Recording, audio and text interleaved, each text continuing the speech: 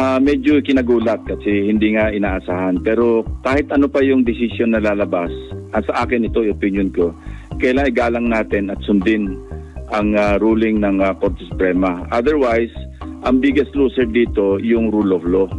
Wala na tayong kikilalanin kasi kataas-taas ang hukuman na yan at unanimous yung decision, but that's beside the point. Ang sinasabi ko lang, pag nag-rule na ang Supreme Court, kailangang respetuhin natin at sundin natin. Supreme Court made that decision or not, the impeachment court will proceed.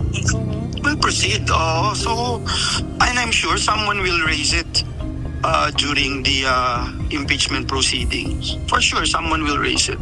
Diba? So, but we are sui generis ang impeachment court. So, we will proceed. So, these are all questions that will be raised, diba? With the decision of the Supreme Court. Will the impeachment court submit to the decision of the Supreme Court? Merong nag-a-advise sa akin na pwede raw namin i-disregard, pwede i-disregard ng Senate yung Supreme Court decision.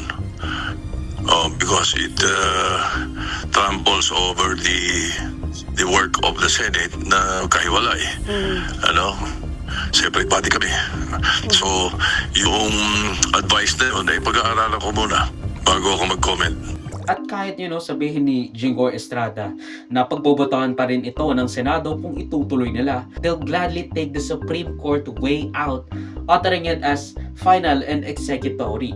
The pro-impeachment forces can't outvote the no matter what pro-Duterte forces. Lalo na yung Duterte 7, Duterte 8, or even Duterte 10. And ako, I see both sides in defense of Leonen. Tama naman na in the rule of law, every precaution must be done to ensure the rights to due process. Kaya yan nandyan ay para protektahan ang lahat.